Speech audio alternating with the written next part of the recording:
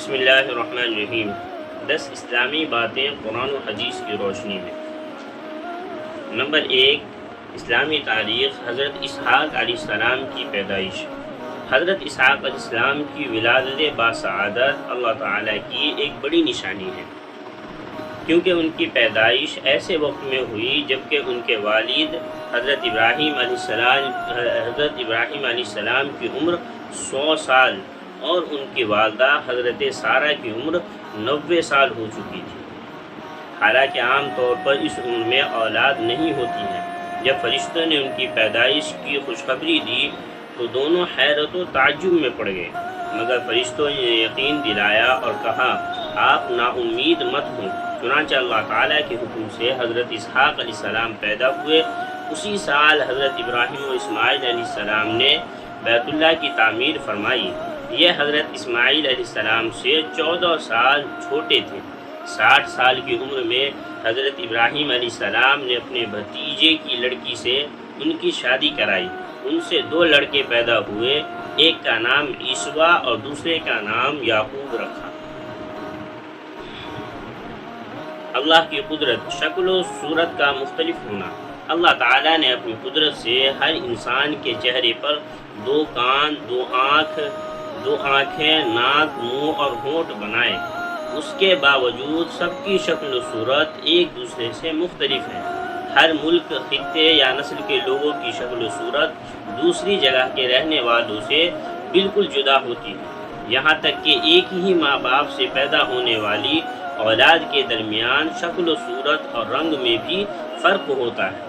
پھر مرد و عورت کی شکل و جسم کی بناوٹ بھی الگ ہوتی ہے۔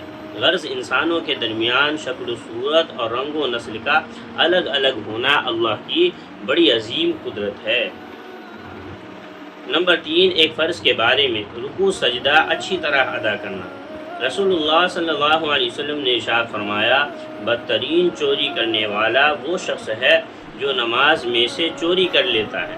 صحابہ رضی اللہ عنہم نے عرض کیا، یا رسول اللہ، آدمی نماز میں کس طرح چوری کر لیتا ہے؟ ارشاد فرمایا، وہ رکوع اور سجدہ اچھی طرح نہیں کرتا۔ خلاصہ، رکوع اور سجدہ اچھی طرح نہ کرنے کو حضور صلی اللہ علیہ وسلم نے چوری بتایا ہے، اس لیے ان کو اچھی طرح اطمینان سے ادا کرنا ضروری ہے۔ جی بالکل، بہت سے ایسے لوگ ہیں جو نماز جو ہے 1 منٹ میں جو ہے وہ 2 3 رکعت نمازیں پڑھ لیں۔ ایسی نمازوں کا بالکل کوئی فائدہ نہیں ہوتا۔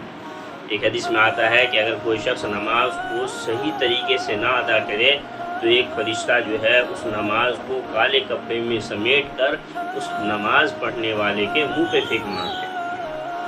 تو بتائیے کہ ہم اپنا وقت نکال کر اپنا وقت جو ہے اپنے کاموں میں سے وقت نکال کر اللہ کی عبادت کے لیے ہم نے وقت نکالا، لیکن پھر بھی اگر ہم نے عبادت کو صحیح سے نہیں کیا تو پھر ایسی عبادت ہمارے کس کام کی آئے گی؟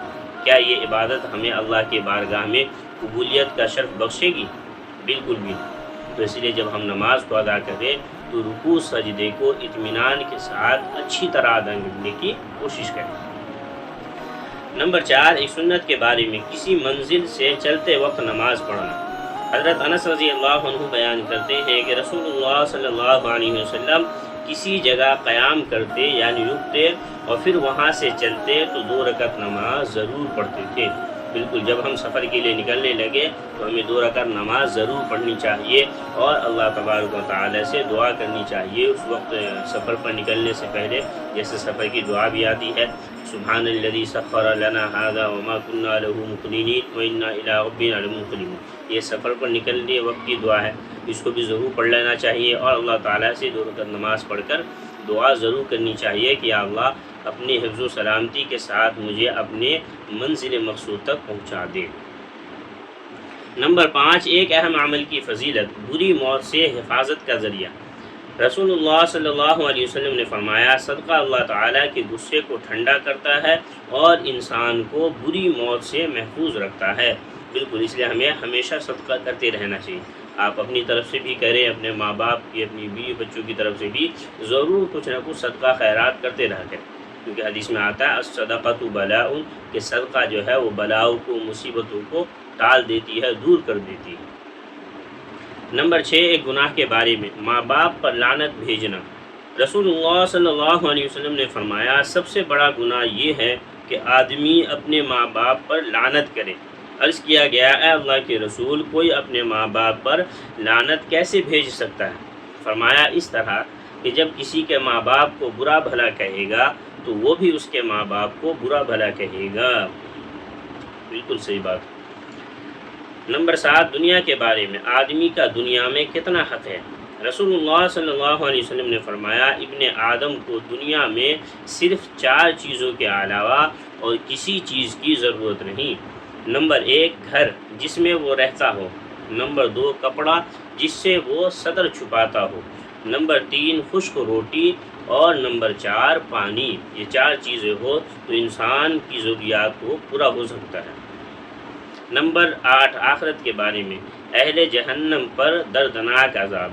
قرآن میں اللہ تعالیٰ فرماتا ہے بے شک زقوم کا درخت بڑے مجرم کا کھانا ہوگا جو تیل کی تلچھٹ جیسا ہوگا، وہ پیٹ میں تیز گرم پانی کی طرح کھولتا ہوگا۔ کہا جائے گا اس گنہگار کو پکڑ لو اور گھسیٹتے ہوئے دوزخ کے بیچ میں لے جاؤ، پھر اس کے سر پر تکلیف دینے والا کھولتا ہوا پانی ڈالو، پھر کہا جائے گا عذاب کا مزہ چکھو۔ تو اپنے آپ کو بڑی عزت و بزرگی والا شان سمجھتا تھا، یہی وہ عذاب ہے جس کے بارے میں تم شک کیا کرتے تھے۔ نمبر 9، طب نبوی سے علاج، حلیلہ سے ہر بیماری کا علاج۔ رسول اللہ صلی اللہ علیہ وسلم نے فرمایا حلیلہ سیاہ کو پیا کرو، اس لیے کہ یہ جنت کے پودوں میں سے ایک پودا ہے جس کا مذاق کڑوا ہوتا ہے مگر ہر بیماری کے لیے شفا ہے اس میں۔ فائدہ، حلیلہ سیاہ کو ہندی میں کالی ہڑر کہتے ہیں، جسے سل پر گھس کر پیتے ہیں۔ یہ قبض کو دور کرتی ہے اور بعد یہ بواسیر میں مفید ہیں، یعنی بواسیر کی بیماری کے لیے بھی یہ بہت فائدہ مند ہے۔ نمبر 10، قرآن کی نصیحت۔ قرآن میں اللہ تعالیٰ فرماتا ہے جب قرآن پڑھا جائے تو اس کو پوری توجہ اور غور سے سنا کرو اور خاموش رہا کرو تاکہ تم پر رحم کیا جائے۔ بالکل، جب قرآن پڑھا جائے تو ہمیں خاموشی کے ساتھ سننا چاہیے، اس لیے قرآن کا ادب ہے، یہ حق ہے اس کا کہ جب قرآن پڑھا جا رہا ہو تو وہاں پر ہم خاموش رہیں، کسی دوسرے سے باتیں نہ کریں، صرف قرآن کی تلاوت کو سنیں تاکہ اللہ تعالیٰ جو ہے ہم پر رحم کرے۔ اللہ تعالیٰ ہم سب کو باتیں سننے سے زیادہ سمجھنے کی اور اس پر عمل کرنے کی توفیق عطا فرمائے۔ یہ دین کی باتیں ہیں، اس کو آپ خود بھی سنیں، اپنے گھر والوں کو بھی سنائیں اور دوسروں تک بھی اس ویڈیو کو ضرور پہنچائیں۔ کیا پتہ آپ کے ایک شہر سے دوسرے اس پر عمل کر لے تو انشاءاللہ اسے بھی فائدہ ہوگا اور آپ کو شیئر کرنے کا بھی فائدہ ہوگا۔ السلام علیکم۔